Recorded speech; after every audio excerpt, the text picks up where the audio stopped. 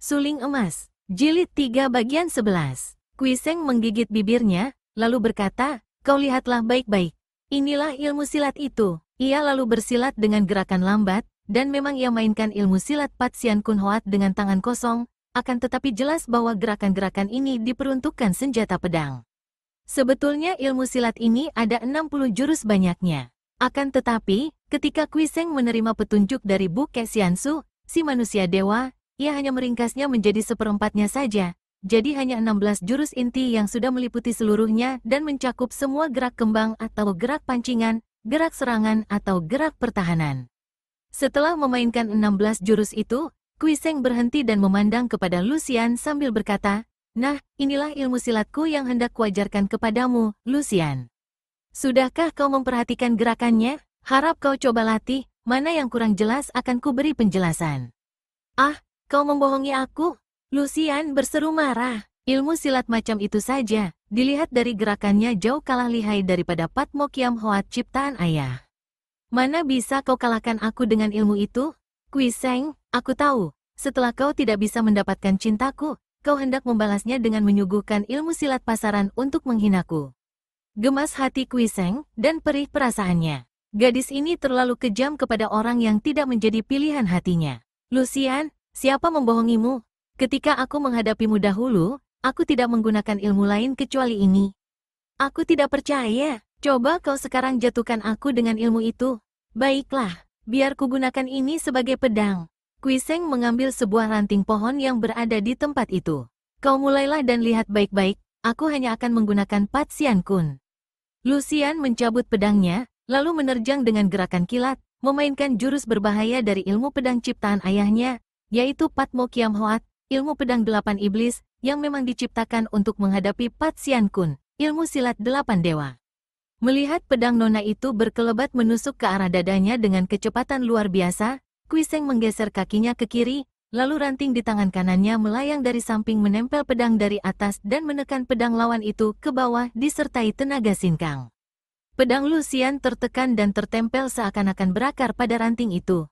Betapapun Lucian berusaha melepaskan pedang, sia-sia belaka. Nah, tangkisan ini dari jurus keempat yaitu Pat Sian Hat Bun, 8 dewa buka pintu, dan dapat dilanjutkan dengan serangan jurus ke-8 Pat Sian Hian Hua, 8 dewa serahkan bunga.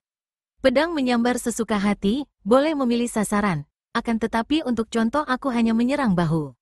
Tiba-tiba ranting yang tadinya menekan pedang itu lenyap tenaga tekannya, dan selagi pedang Lucian yang terlepas dari tekanan ini meluncur ke atas, ranting cepat melesat dan menyabet bahu kanan Lucian. Lucian meringis, tidak sakit, akan tetapi membuatnya amat penasaran.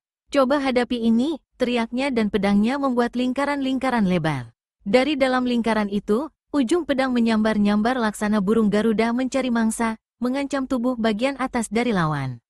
Seranganmu ini kuhadapi dengan jurus kelima yang disebut Pat Sian Hat San, 8 dewa kebut kipas, untuk melindungi diri, kata Kuiseng, dan tiba-tiba ranting di tangannya berputar cepat merupakan segunduk sinar bulat melindungi tubuh atasnya. Dan dilanjutkan dengan serangan jurus ke-14 yang disebut 8 dewa menari payung. Tiba-tiba gulungan sinar bulat itu berubah lebar seperti payung, dan tahu-tahu dari sebelah bawah, ranting telah meluncur dan menyabet paha Lucian sehingga mengeluarkan suara keras.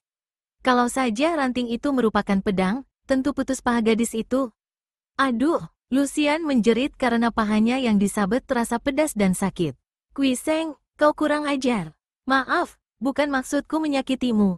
Sudah percayakah kau sekarang? Tidak, kau akali aku. Aku minta kau ajarkan ilmu-ilmu silatmu yang terkenal, seperti Lo Hai San Hoat, ilmu kipas menaklukkan lautan, atau Kep Jit Seng Kiam, ilmu pedang 17 bintang, atau ilmu pukulan Bian Sin Kun, tangan sakti kapas. Kuiseng terkejut, bagaimana nona ini bisa tahu akan ilmu-ilmu silat rahasia simpanannya itu? Ia menjadi curiga, kalau Pat Jiu Sin Ong mungkin tahu, akan tetapi nona ini. Suaranya keren berwibawa ketika ia menjawab, Liu Lucian, harap kau jangan minta yang bukan-bukan. Aku hanya hendak mengajarkan kau Pat Sian Kun, dan kau harus menerima apa yang hendak kuberikan kepadamu. Kau hendak melanggar janji? Sama sekali tidak. Aku berjanji kepada ayahmu hendak mengajarkan ilmu yang dapat mengalahkan ilmu pedangmu itu, dan kurasa Pat Sian Kun yang dapat menjadi Pat Sian Kiam Hoat dapat mengalahkan ilmu pedangmu Pat Mo Kiam Hoat. Hoa hahaha, kau menggunakan akal untuk menipu anak kecil, Kui Hyante. Sungguh keterlaluan sekali. Kui Seng kaget dan cepat menengok. Kiranya Pat Jiu Sin Ong sudah berdiri di situ, tinggi besar dan bertolak pinggang sambil tertawa. Cepat Kui Seng memberi hormat sambil berkata, "Ah, kiranya Beng Kaucu telah berada di sini." Akan tetapi, di dalam hatinya ia tidak senang, dan tahulah ia sekarang mengapa Lucian mengenal semua ilmu simpanannya. Tentu sebelumnya telah diberitahu oleh orang tua ini yang hendak mempergunakan putrinya untuk menjajaki kepandaiannya, dan kalau mungkin mempelajari ilmu simpanannya. Beng Kaucu, apa maksudmu dengan mengatakan bahwa aku menggunakan akal untuk menipu putrimu? Hahaha, kau bilang tadi bahwa Pat Sian Kun dapat memenangkan Pat Mo Kiam Hoat. Tentu saja kau dapat memenangkan Lucian karena memang tingkat kepandaianmu agak lebih tinggi daripada tingkatnya. Dengan ucapan, agak lebih tinggi, ini terang orang tua itu memandang rendah kepada Kui Seng, akan tetapi pemuda itu mendengarkan dengan tenang dan sabar. Andaikan kata aku yang memainkan Pat Mo Kiam Hoat, apakah kau juga masih berani bilang dapat mengalahkannya dengan Pat Sian Kun? Orang tua yang baik, mana aku yang muda berani main-main denganmu? Kita sama-sama tahu bahwa ilmu silat sama sekali bukan merupakan syarat mutlak untuk memenangkan pertandingan, melainkan tergantung daripada kemahiran seseorang. Betapa indah dan sulitnya sebuah ilmu, kalau si pemainnya kurang menguasai ilmu itu dapat saja kalah oleh seorang ahli yang memainkan sebuah ilmu biasa saja dengan mahir. Putrimu dahulu kuhadapi dengan Pat Sian Kun, hal ini kau sendiri tahu. Aku berjanji hendak menurunkan ilmu yang kupakai mengalahkan dia. Malam ini kuturunkan Pat Sian Kun kepadanya, apalagi yang harus diperbincangkan? Suling Emas, Jilid 3 bagian 12. Orang muda si Kui. 2 kali kau menghina kami keluarga Liu, si ketua Beng kau membentak. Suaranya mengguntur sehingga bergema di seluruh puncak, membikin kaget burung-burung yang tadinya mengaso di pohon. Dari jauh terdengar auman binatang-binatang buas yang merasa kaget pula mendengar suara aneh ini. Pat Jiu Sin Ong, aku tidak mengerti maksudmu, jawab Kui Seng tetap tenang. Dengan setulus hati aku menjatuhkan pilihanku kepadamu, aku akan girang sekali kalau kau menjadi suami anakku. Akan tetapi, kau pura-pura menolak ketika berada di sana. Ini penghinaan pertama. Kemudian kau mengadakan perjalanan dengan puteriku, ku beri kebebasan karena memang aku senang mempunyai mantu engkau. Dalam perjalanan ini kau jatuh cinta kepada Lucian, sikapmu menjemukan seperti seorang pemuda lemah. Ini masih kumaafkan karena memang ku kehendaki kau mencintainya dan menjadi suaminya. Akan tetapi, Lucian melihat kelemahanmu dan tidak mau membalas cintamu, melainkan mengharapkan ilmumu. Dan sekarang, kau yang katanya mencintainya mati-matian, ternyata hanya hendak menipunya. Kalau betul mencinta, mengapa tidak rela mewariskan ilmu simpananmu? Inilah penghinaan kedua, panas hati Kui Seng. Terang sudah sekarang bahwa orang tua ini secara diam-diam mengawasi gerak-geriknya.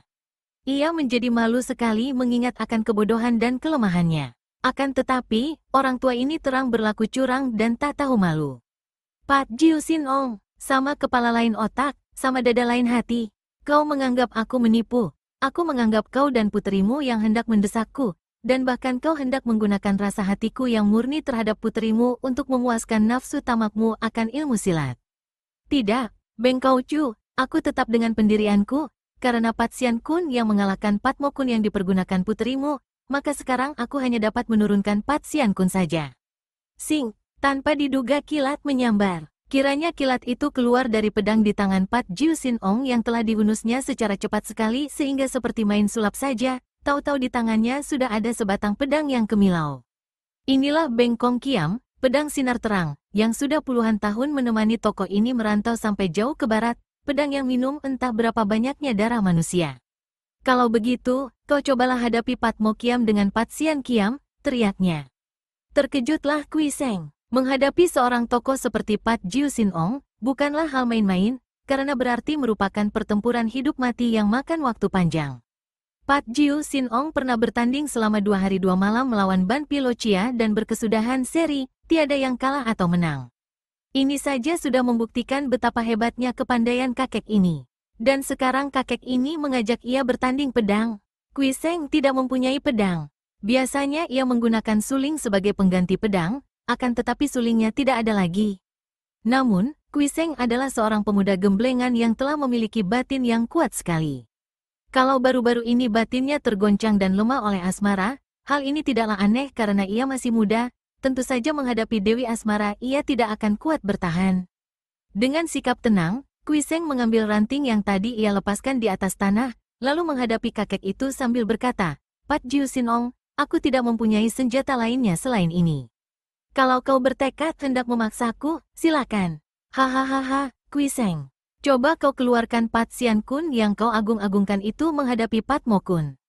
Lucian, mundur kau jauh-jauh dan jangan sekali-kali campur tangan. Lucian meloncat mundur, menonton dari pinggir jurang. Pat Jiu Sinong memutar-mutar pedangnya di atas kepala sambil tertawa bergelak. Hebat sekali kakek ini. Pedangnya yang diputar di atas kepala itu berdesingan mengaung-ngaung seperti suara sirene, dan lenyaplah bentuk pedang, berubah menjadi sinar bergulung-gulung yang terangnya melebihi sinar bulan. Kuiseng, inilah jurus ketiga dari Pat Mo Kun, sambutlah, teriak Pat Jiu Sinong, disusul dengan menyambarnya sinar terang ke arah Kuiseng. Karena Pat Mo Kiam Hoat ini sengaja diciptakan untuk menghadapi Pat Sian Kiam Hoat, maka tentu saja gerakannya ada persamaannya. Kuiseng mengenal baik gaya serangan ini, akan tetapi ia maklum bahwa jurus ini kalau dimainkan oleh Pat Jiu Sinong amatlah jauh bedanya dengan permainan Lucian. Jurus apa saja kalau diperagakan oleh tangan kakek ketua bengkau ini merupakan jurus maut yang amat hebat dan berbahaya. Sekali pandang ia tahu bahwa jurus lawannya ini harus ia hadapi dengan Pat Sian Kun jurus ke-11. Setiap jurus Pat Sian Kun yang sudah ia ringkas itu dapat menghadapi 4 macam jurus lawan. Sambil mengerahkan tenaganya, ia menggerakkan ranting di tangan kanannya, memutar-mutar ranting itu seperti gerakan seekor ular berenang. Dengan tepat rantingnya berhasil menangkis pedang. Krakek, ranting itu patah menjadi 2. Pat Jiu Sinong menarik pedangnya sambil tertawa bergelak. Hahaha, kau sungguh tak memandang mata kepadaku, Kim Mo Eng. Apa kau kira dapat mempermainkan aku hanya dengan sepotong ranting saja seperti yang kau lakukan kepada Lucian? Kau tahu bahwa aku tidak memiliki senjata pedang, Pat Jiu Sinong, jawab Kuiseng dengan sikap tenang, akan tetapi diam-diam ia senang juga. Ternyata ketua bengkau ini, biarpun wataknya aneh dan kadang-kadang kejam ganas, namun masih memiliki kegagahan seorang tokoh besar sehingga tadi menarik kembali pedangnya ketika senjata lawannya yang tak berimbang kekuatannya itu patah. Lucian, kau pinjamkan pedangmu kepadanya, biar dia mencoba membuktikan omongannya bahwa Pat Sian Kun dapat mengalahkan Pat Mo Kun kita. Lucian mengeluarkan suara ketawa mengejek, mencabut pedangnya, dan melontarkannya ke arah Kuiseng. Jangan dipandang ringan lontaran ini, karena pedang itu bagaikan anak panah terlepas dari busurnya terbang ke arah Kuiseng. Ahli silat biasa saja tentu akan termakan oleh pedang terbang ini. Akan tetapi, dengan tenang Kuiseng mengulurkan tangan, dan tahu-tahu ia telah menangkap pedang itu dari samping tepat pada gagangnya. Hahaha, sekarang kau sudah bersenjata pedang. Kalau kalah, jangan mencari alasan lain. Awas, sambut ini jurus ke-7 Pat Mo Kun, kata Pat Jiu Sinong sambil menggerakkan pedangnya membabat ke arah iga kiri Kuiseng, dilanjutkan dengan putaran pedang membalik ke atas menusuk mata kanan. Diam-diam Kuiseng mendongkol. Terang bahwa ketua bengkau ini sengaja mengejek dan memandang rendah kepadanya sehingga setiap menyerang menyebut urutan nomor jurus Pat Mo Kun. Kalau ia tidak memperlihatkan kelihayannya, kakek yang sombong ini akan menjadi semakin sombong, pikirnya. Maka ia cepat memutar pedang pinjamannya itu, pedang yang amat ringan dan enak dipakai.